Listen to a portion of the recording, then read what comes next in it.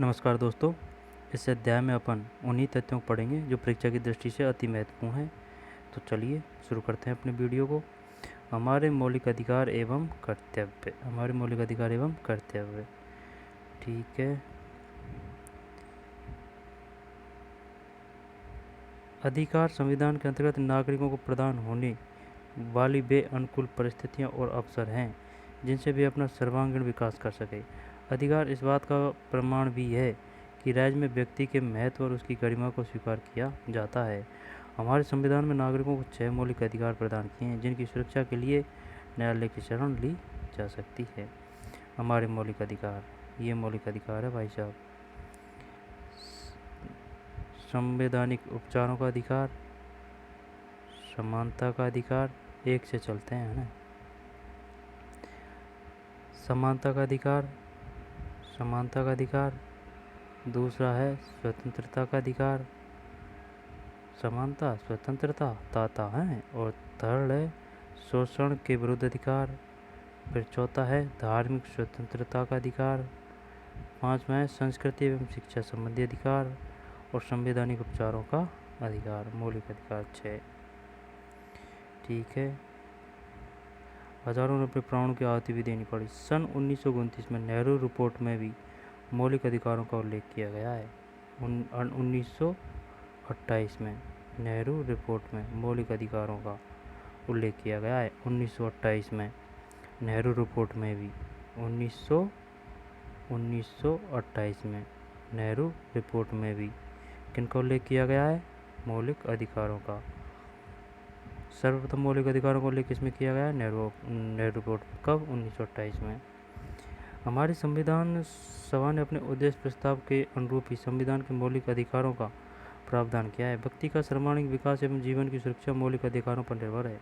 व्यक्ति के मौलिक अधिकारों को हनन होने पर वह अपने उच्च न्यायालय या उच्चतम न्यायालय में सीधे शिकायत कर सकता है। आइए अब हमारे मौलिक अधिकारों की विस्तार से चर्चा करें। ठीक है। समानता का अधिकार, स्वतंत्रता का अधिकार, ठीक है, राजनीतिक सामाजिक पढ़ लेते हैं, चल क्लियर हो जाएंगे।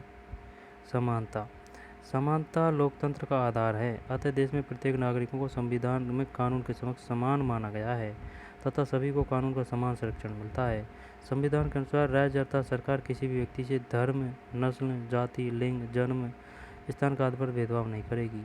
समाज में छुआछूत को दंडनीय अपराध घोषित किया गया है। इस अधिकार द्वारा सामाजिक उपाधियों को समाप्त कर दिया गया है। केवल शिक्षा एवं सेना के क्षेत्र में व्यक्ति द्वारा स्वयं की योग्यता से अर्जित उपाधियां ही दी जाती रहेगी। यह है समानता का अधिकार। स्वतंत्रता का अधिकार, संविधान के द्वारा भारत के प्रत्येक नागरिक को विविध प्रकार की स्वतंत्रताएं प्राप्त हैं। इनमें प्रमुख है भाषण और अभिव्यक्ति की स्वतंत्रता, शांतिपूर्ण तरीके से सम्मेलन और सभा करने की स्वतंत्रता, राजनीतिक, सामाजिक, सांस्कृतिक तथा आर्थिक संगठन या संघ बनाने की स्वतंत्रता, भारत में अबाध भ्रमण और निवास की स्वतंत्रता, व्यापार, व्यवसाय तथा रोजगार करने की स्वतंत्रता, व्यक्ति को अपने जीवन रक्षा तथा बचाव करने की कानूनी स्वतंत्रता। ठीक है। 5 में नहीं, 6 में है।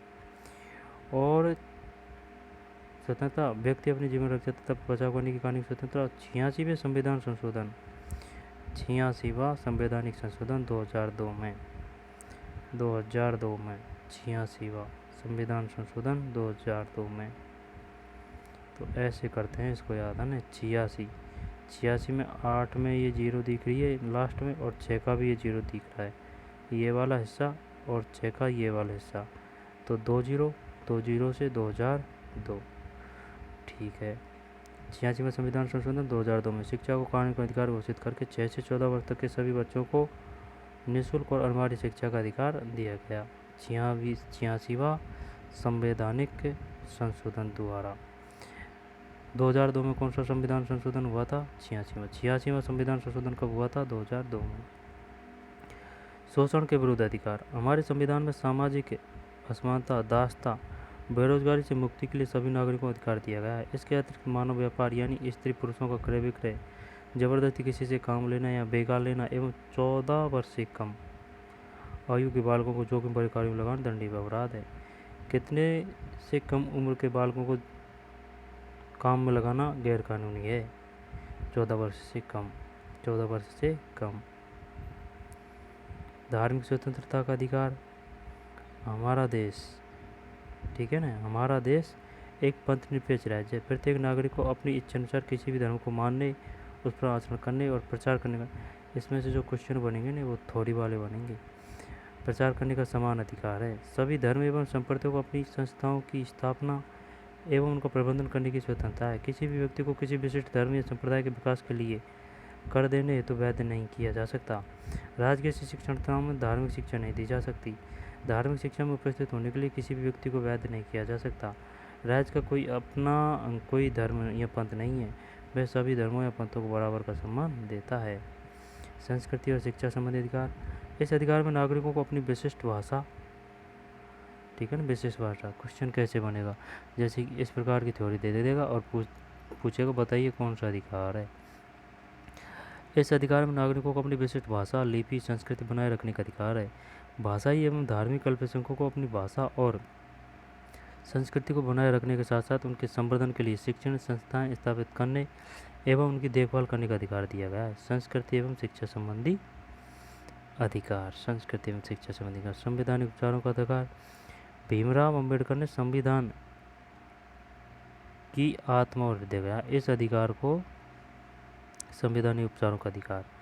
इस अधिकार को डॉक्टर भीमराव अंबेडकर जी ने संविधान की आत्मा और हृदय कहा है। किसको? संवैधानिक उपचारों के अधिकार को, क्योंकि नागरिकों के मौलिक अधिकार की घोषणा तब तक व्यर्थ है जब तक कि उसे प्रभावी बनाने का कोई साधन न दिया गया हो। यह अधिकार अन्य मौलिक अधिकारों को प्रभावी बनाने का एक साधन है।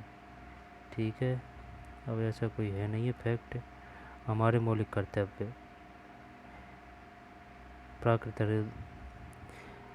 मौलिक कर्तव्य जैसे वन, नदी, जल इत्यादि हमारे समाज की प्राकृतिक धरोहर है, हमें उनकी रक्षा वैसी करनी चाहिए। इस प्रकार शिक्षा प्राप्त करना हमारे बच्चों का मौलिक अधिकार है, तो उनके अधिकारों का भी कर्तव्य, अभिभावकों का भी कर्तव्य है कि वे अपने बच्चों को अनिवार्य रूप से स्कूल भेजें। हमारे संविधान द्वारा नागरिकों के 11 मौलिक कर्तव्य निर्धारित किए गए हैं। कितने? 11, जो कि निम्नानुसार हैं। भारत के प्रत्येक नागरिक का यह कर्तव्य होगा कि ये 11 मौलिक कर्तव्य, भाई साहब इनको पढ़ लेते हैं। संविधान का पालन करें और उसके आदर्शों, संस्थाओं, राष्ट्रध्वज और राष्ट्रगान का आदर करें। स्वतंत्रता के लिए हमारे राष्ट्रीय आंदोलन को प्रेरित करने वाले उच्च आदर्शों को हृदय में सजोए रखें और उनका पालन करें।